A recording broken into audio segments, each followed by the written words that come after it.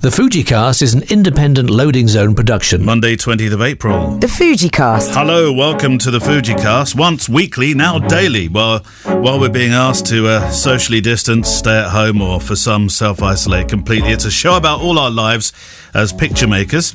A show which does include Fujifilm stuff and questions, yes, but you can shoot whatever flavour of camera you like and whatever subject or genre takes your fancy, within reason. Whatever is in your camera bag, we're all part of the same breed. So if you'd like to... We haven't mentioned this for... Oh, hello, by the way, Kev. Welcome to Monday. Hello. Yeah, I thought you'd forgotten about me. Yeah. Where's Still Kevin? Here. We haven't mentioned the email address, have we, really? Click at fujicast.co.uk. I can't remember the last time I mentioned it. So if you're sending questions in, fantastic. You've obviously been getting the address from the website, which is fujicast.co.uk. But there is an address. The website, the email address is click at fujicast.co.uk. It's a Monday, so we have the new daily photo challenge set by Kev, which you can enter via the FujiCast Facebook group. Also, we'll have the answer. Well, not so much the answers to last week, but a couple of preferences from you, Kev, aren't they, really? And then we'll, of course, we've got the quiz answers to have as well from Friday, which you did enormously well in. You should be very proud. I wouldn't dare face them myself, but you seem to like the challenge. What did you do over the weekend? Stayed in. Yeah, stayed in. Pretty boring, really. It's very different. Do you know when we used to start the show with like 2-3 minute monologue pieces about something that happened to us during the week? It's a tad harder to do that now, isn't it? I've got a load of work done, though, I have to say. I've redone my website, I've redone my workship website, done the Ministry of Shadows. I'm getting through a lot of stuff. None of it is kind of money-making stuff, but it's, all that kind of stuff that needs to be done, and it's been on my to-do list for eons and eons and eons. I'm being quite productive. Well, we're 4 weeks into this, and I've just decided this is the week I'm doing exactly what you started doing 2 weeks ago. So I'm playing catch up, but I'm there this week. Website for me this week. Website, that's my focus. Website. Today, by the way, we talk to Adam Gray, who's we're sort of doing a few less interviews and pushing them towards the weekend because I know the episodes were becoming too long for some folk. But today, Adam Gray, who is amongst it in New York. Adam is a very strong photojournalist from the UK originally. He moved to the States, has photographed and filmed in over 2/3 of the States now, but New York is where he's based, and he has been given the most extraordinary access to tell the story of COVID-19 as it's effectively all but closed the city that never sleeps. So we're going to be talking to Adam further on during the show. Shall we start with questions? Mm-hmm. Keith Martin. Hello again. Oh, hello, Keith. Firstly, thanks for all your hard work on the podcast. When things get back to some kind of normal, it's going to be strange not having you two around every single day. I had a two-pronged question for you. I work with a local boxing club. I take the shots for the website, the posters and so on, shoot the bouts on fight nights. I found this has been really helpful with noticing body language and posture, I bet. You've got to be quick as well, haven't you? And being aware of when things are going to happen, anticipating rather than responding to the scene in front of you. Do either of you shoot anything that helps your wedding photography? Well, certainly nothing like fight nights. No. What about you, Kev? Well, street photography, isn't it? Street photography is definitely, it's exactly the same as my style of wedding photography, just with total strangers in a totally strange place. Yeah. You often said that, actually, that you feel like when you're at a wedding, you effectively go into street photography mode. You just happen to be at a wedding. It's exactly the same. It's just you've got bigger fish to shoot in a bigger barrel, but other than that, it's identical. No difference. Can you anticipate though? Because things never pan out the way you feel they're going to, do they? Really? Well, weddings are on the streets. Well, both actually. Take weddings first. Weddings are a lot easier, aren't they? Because they flow. There's a certain flow to them. You know roughly what's going to happen in which order. You know that you're constrained within the geography boundaries of the wedding itself. You also know that people expect you to be there to take pictures. So yeah, it's really the same. It's just people being people. That's it. There's nothing dramatic about it. It's exactly the same. Well, my style of street photography, or I shouldn't say my style, but the style of street photography that I enjoy is exactly the same. It's people. It's people being people, humanity and interaction and love and hope and hate and worry and kissing and tears and everything else that goes with it. It's exactly the same things happen on the street as they do at weddings. I bet you while you've been looking back through, well, you've been working on your website, and I've got this week to come. But I did do a photo film the other day, and I did notice whilst I was making the photo film, I was thinking, they're hugging! Oh my God, 2 meters apart, please! It's going to be really weird, because you and I often talk about the hugging shots as being a staple diet of what we do.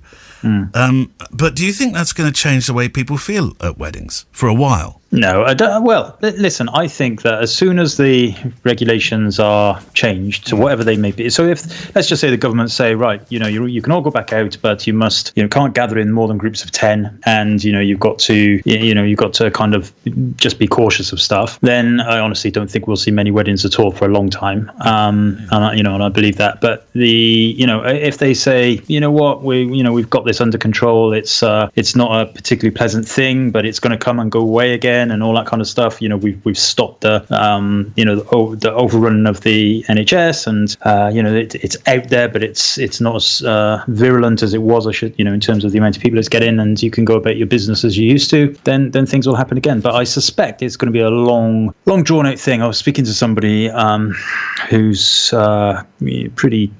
pretty high up in the kind of sports world, rugby world. And he was saying that, they have no idea, but they're working on the assumption that for the next 18 months, there's going to be issues with having crowds of any size together. Well, mind you, when you're talking to somebody that high up in rugby, you're not talking to somebody who's got a Sunday League rugby club where only 5 or 6 people turn up to watch it. We're talking about crowds that are in really close proximity. And I don't think you can compare that maybe to the catering industry and the wedding industry and things like that, where they can actually have a degree of separation. Yeah, but will people want to get married that way? That's what I mean. Who's going to want to get married when nobody's allowed to hug or stand next to each other? And you know what? It's pretty brutal. But if for the next 2 years weddings are going to be without any kind of interaction like that, then that will be it.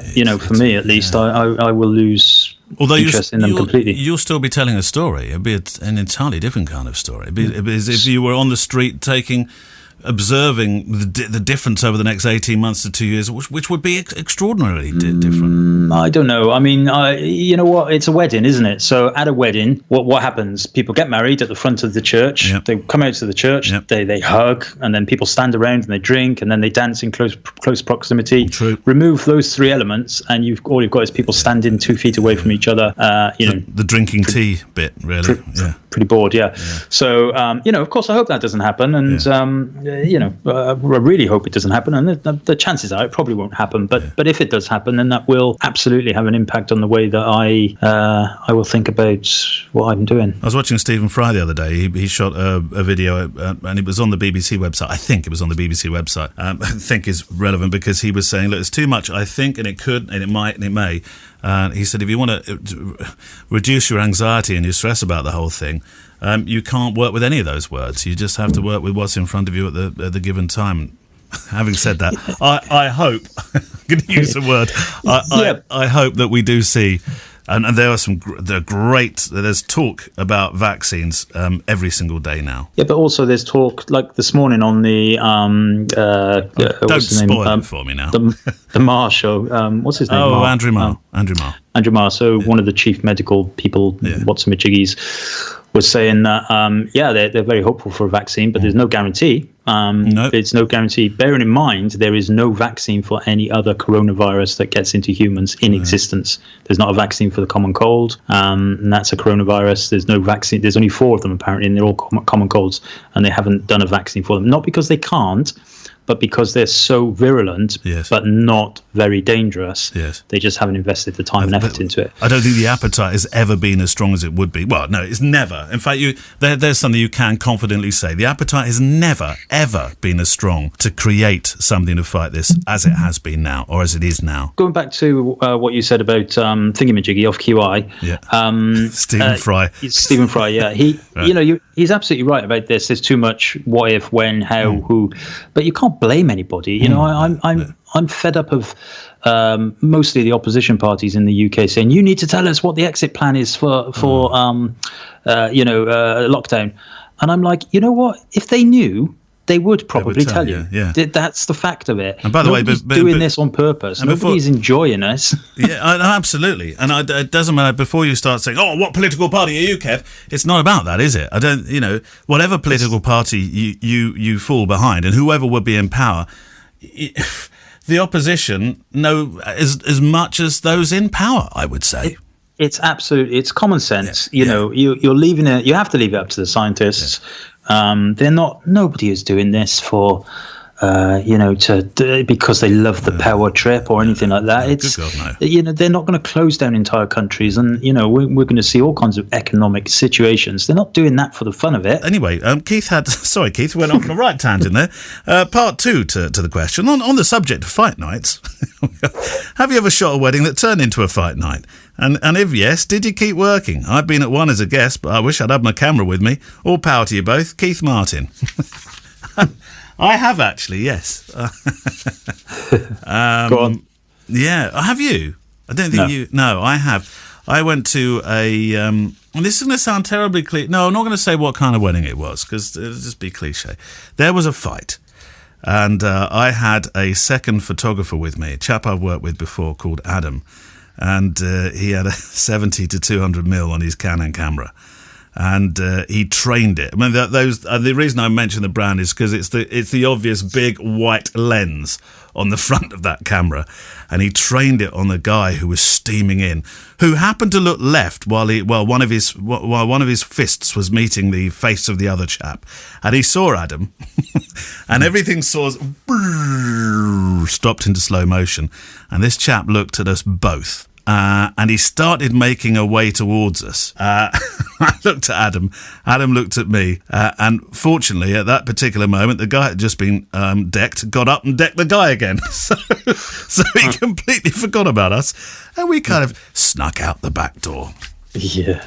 I did do one wedding once where it wasn't he wasn't fighting or anything, but he did every single time I tried to get a picture of him. He would stare straight at me. Ooh. And then he would belt out as loud as he could, Jose Mourinho. Oh God! And follow it up with the middle finger. And right.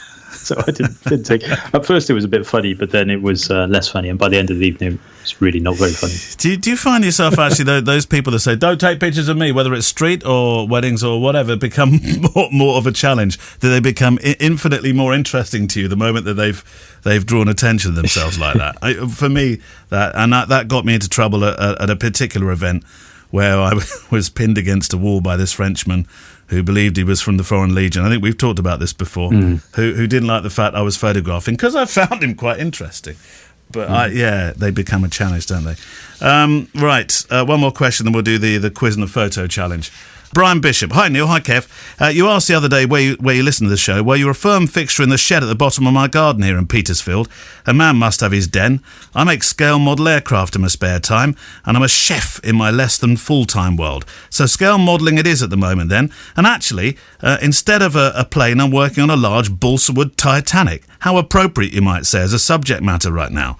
I'll blame you both, though, for funnel number 2 being dropped on the floor when Neil's family descended on the studio to use the studio convenience while you were recording. Real life goes on, it seems. Anyway, question, a macro one. These hours spent modelling have convinced me to make some pictures of the final models, and I'll need a good macro for the detail.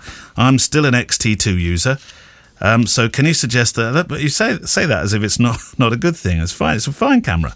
So can you suggest the best in the range for this or any third-party glass, or indeed those extension tubes if they work? Yeah, so that's what I was going to say. The extension tubes, MCE something or other, there's 3 of them, I think, so make sure you get the right one, which is suitable for the lenses. You need to check which lenses they're connected to, and they're really very, very good, very, very good. Yeah, a little bit difficult to use at first, but they are very, very good in terms of details. Failing that, there's 2 macro lenses in the Fujifilm world. I think there's a 90mm f2, 80mm, sorry, 80mm f2, and then there's the original 60mm f2.4, oddly peculiar, and that 60mm 2.4 is probably one of the sharpest Fujifilm lenses ever. Yeah, it is incredible. However, you will, when you start the focus process, you can go and get a cup of tea and then come back again. It's very slow to focus. Have you wondered where your one is, by the way? I was looking for it the other day, actually. Well, not the other day, but before lockdown. You've got it, have you? Yeah, it's in here. Look, you lent it to me. It's still here. Sorry about that. It's very good. I can't actually reach you at the moment with it, obviously, but it is a superb lens. So that's definitely. Have you got my 35 1.4 as well? No, you've asked me that before. I do not have that one. You must have lent that to somebody else. The Daily Show Photo Challenge. Right, Daily Show Photo Challenge. First of all, let's whip back through the last week. It's almost become. Do you know? Originally we were going to pull out a winner, but we only thought we'd get about 20 or 30 a day. But it's not turned into that at all, has it? No, there's been about 300 every day, and we've got 5 days to get through. So we no longer can really pull out a definitive winner, but we can pull out a couple of Kev's faves. I thought that might be the best way to do it. So, yeah, or what we could do, perhaps, and this is off-the-cuff editorial meeting here. All right, okay. Perhaps we can do just last Monday's one today. Yeah. Last Tuesday's one tomorrow. Last Wednesday's one Wednesday. Do you know, that's a much better idea. Should we do it that way? Yeah. Okay, production meeting closed. Taking minutes. Good. Have we decided? Yeah, all here in favour of Kev's? Yeah, everybody says fine. Well done. So, I'm glad about that. So last Monday was the 13th of April, I think. Yes. Possibly. And the theme was a portrait of somebody you are in lockdown with. Yeah. And we had exactly 200 pictures. What you will all have probably gathered, those of you that are regularly listening to this, is that I am trying, without kind of putting any real rules in place, I am trying to encourage people to shoot on the day. Yes, we are. There's no real rules though, so because it's only for fun, right? It's only for fun. There's no monetary value involved. No. Other competitions exist. Please do not dial after 9 o'clock tonight because your call may not be counted, but you may still be charged.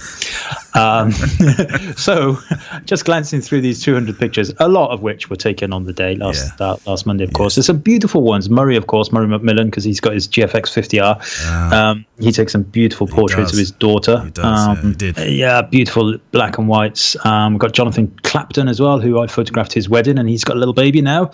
There's plenty of cats came along, which obviously, absolutely, one of my very first ever pet was a cat, and I loved that little thing.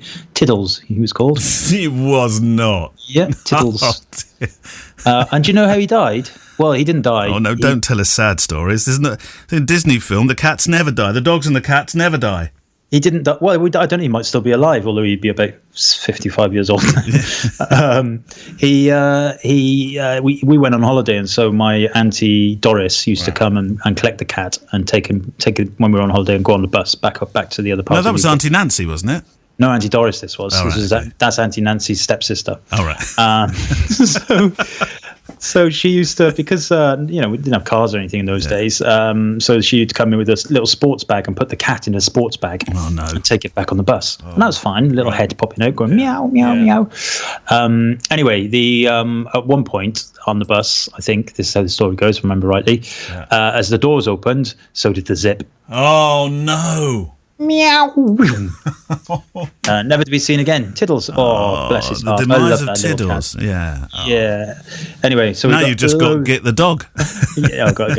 Oh, poor Git. Yeah. I got loads of other pictures. Absolutely hundreds going through. Lots of little portraits and some really, rather technically well done ones. There's one here from Steve Weller entitled "My Son Leon," and that looks like it could be a film set picture portrait. But I love the gritty black and white ones. There's one from Chris O'Sullivan, just called it The Wife. Nice gritty black and white. She's sat there doing wifey things. Lightning McBean, his beautiful little daughter in her ballerina dress. Yeah. I really like Steve Vaughan's one of Sam. She's knitting in her bed with 2 spaniels. Right. And it's a really interesting picture, actually, because you've got the wall and he shot it through a mirror. So it's a very good split portrait. And interesting sort of view into people's lives as well, by the sound of it, that one. Yeah, it is. That was very, very candid. What we should do then is we should probably these pictures. I think you suggested last week. Some of these pictures should really form the basis of a book or something afterwards, shouldn't they? Well, I did say last week that we shouldn't let these rot. No, absolutely. However, we're getting ahead of ourselves again, and we talked about having these episodes shorter, and now we're just going off on one. Yeah.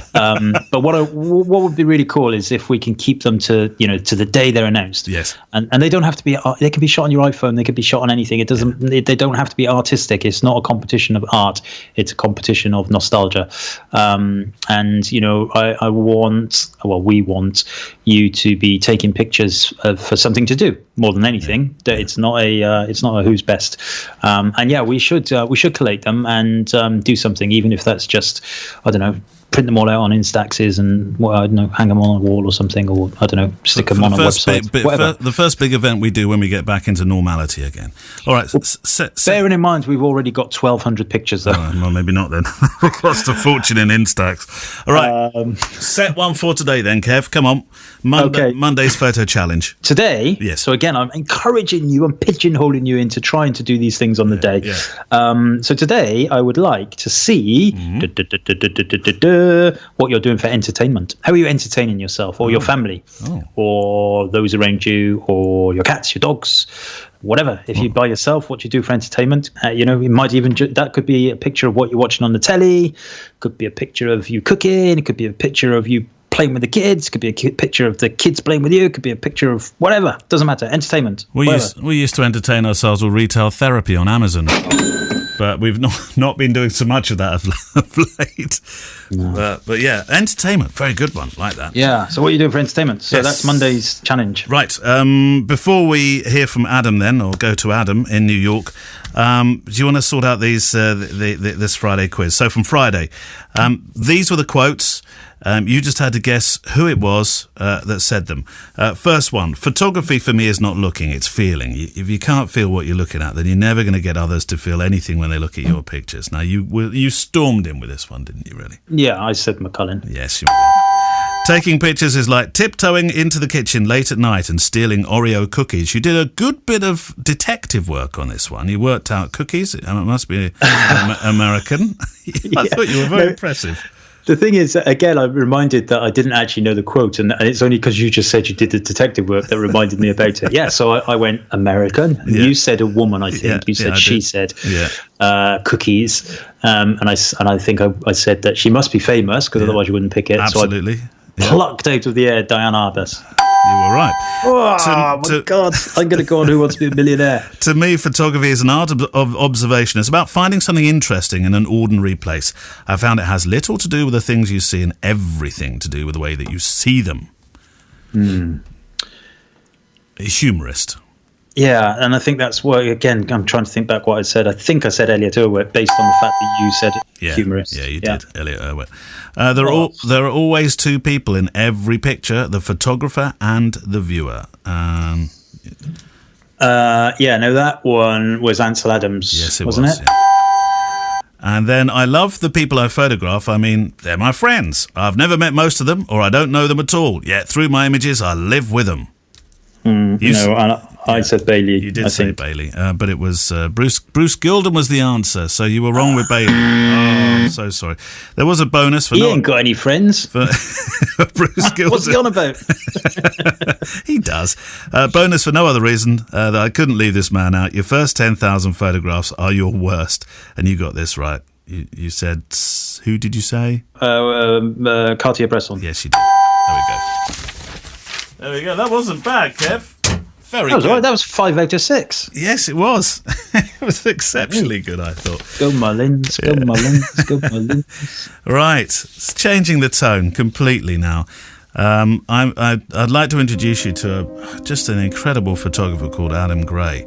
Now, it can't be easy being given an opportunity, even though it is an extraordinary opportunity, to cover the COVID-19 crisis in New York, in a city that just, well, it never usually goes to sleep, but it's been a very, very different city now for a number of weeks. And so I had an opportunity to talk with the British photojournalist, now living in New York, Adam Gray. First up, Adam, before we even talk about the photography, how are you physically and mentally? Because in a city that never sleeps, and all the accompanying cliches that really are true about that incredible place, I can't imagine what what it actually feels like on the streets at the moment. Holding up well. Working a lot, working all day, every day. I'm trying to take the weekends off, but a few times that kind of doesn't happen on certain days just because, nature of the news and suddenly getting access to something, you never really switch off with what's going on at the minute. But all good, keeping well, adhering to what everybody else is adhering to. So I've been healthy, thankfully. Are the streets literally as quiet as some of the pictures that I've seen coming out? Yeah, totally. Especially, well, it depends where you go, but Manhattan itself is very, very quiet. I mean, if you go to the financial district, there's nobody. I saw a colleague posted a picture yesterday, just a man wearing a mask in the middle of one of the office districts, and he said he waited 30 minutes to see somebody. Wow.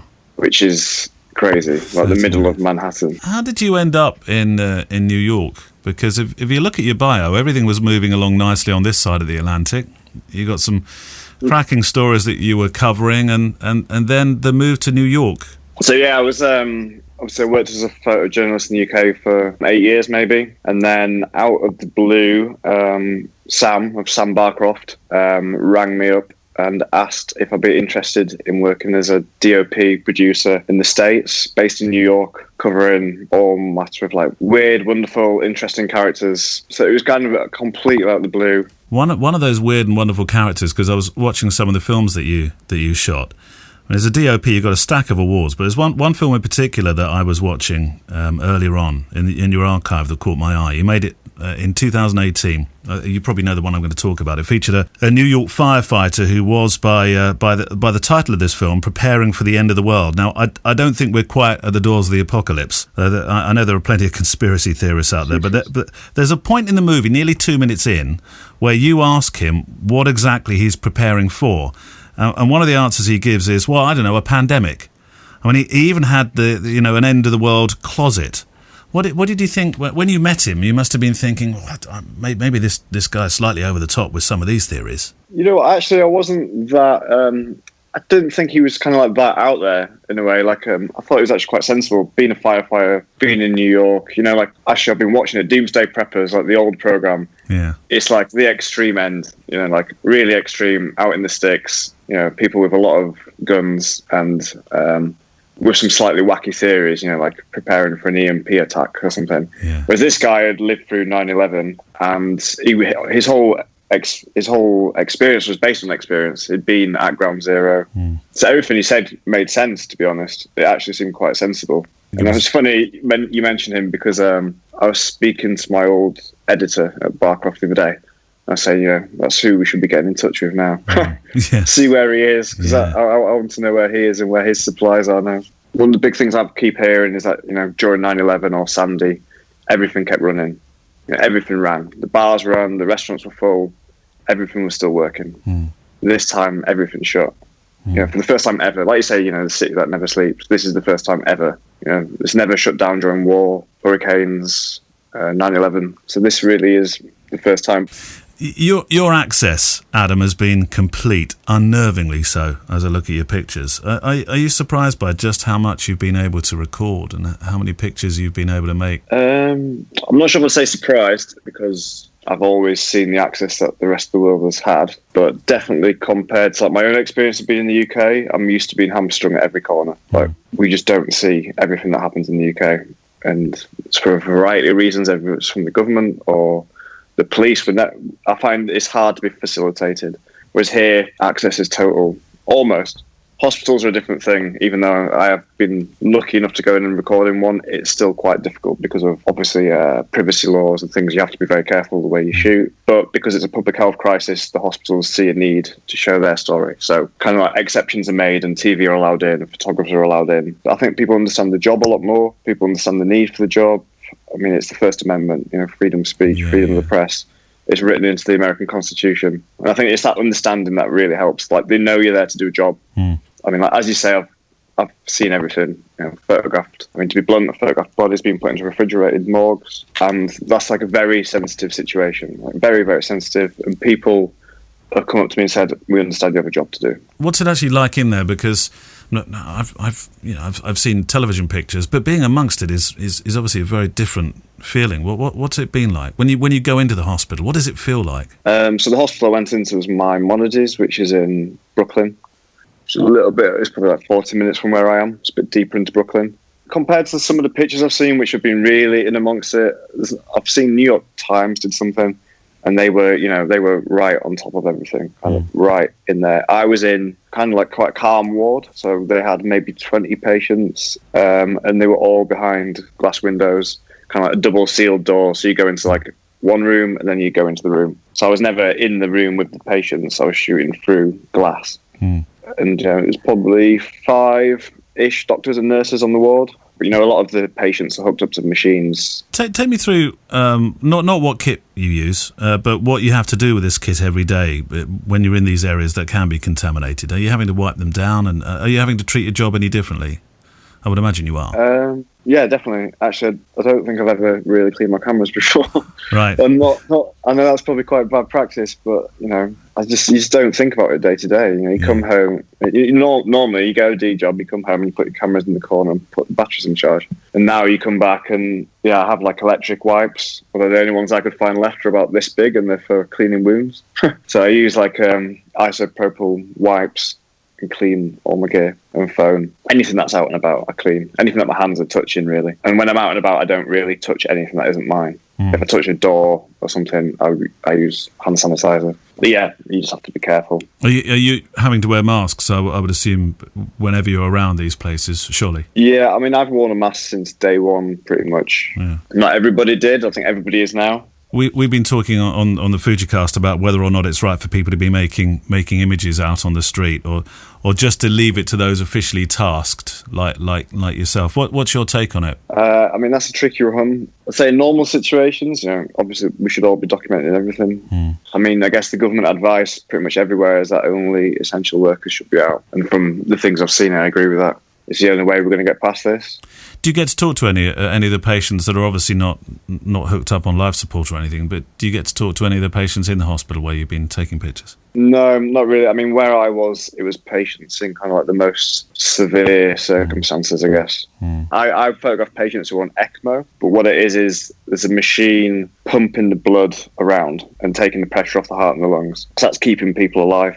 So the heart and the lungs can relax. The blood is pumped around outside the body. So if you went and look at the pictures that I took, you can see tubes. You can see the nurses holding the tubes. You can see them in the pictures. And that's the blood being pumped around outside the body. So these are patients in, very severe circumstances. They're not talking. No. When you go in to take these sort of images, what are you looking for, Adam, as a storyteller, as a story maker? What goes through your mind photographically?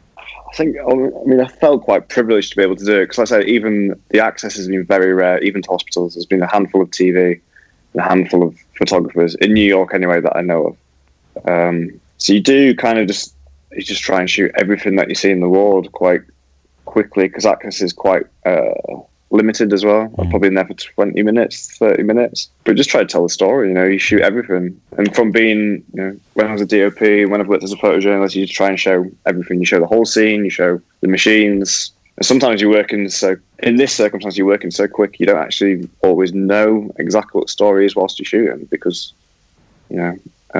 but as you speak to the doctor, and I was lucky, I always shoot video as well. So I interviewed a doctor whilst I was in there. So through talking to the doctor, I had an understanding of what was being done. And once you've got an understanding of what has been done, like the machine and what the patient's going through, you know how to document it. You need to show the machinery outside the room. And the other thing is, obviously, you're under restrictions. You can't show a patient's face. So a lot of the time, you're just thinking quite technically, like, how can I portray everything that is happening in this room sensitively, without giving away a patient's identity, while still showing what the doctors are doing, which is quite a hard fine line because you need to be able to tell there's a person there. You need to be able to tell there's nurses working there, but you have to do it sensitively. And I also try to take time to do portraits for all the doctors. Oh, do so you? I kind of pull them aside I'm talking very quick, rudimentary portrait, but I wanted to get each of them for a quick portrait because they're the people who are in there for 14 hours a day. Yeah, sure. So that becomes part of the story as well. How's it changed your view of the work that you do and how you work? I think for myself, it's kind of given me a renewed sense of purpose, I think. I think especially after working in the UK where access is very difficult, being able to come and show a story properly and, and people understand like your role, in society or even in your job. I'm just trying to document history. Like as simple as that sounds, that's, I studied history at university. I studied photojournalism, Vietnam War. That was where my initial interest came from. And I think now, especially working here, I finally felt that I'm able to do my job properly. I don't want to sound too negative about the UK and working in the UK as a press photographer because, it's brilliant.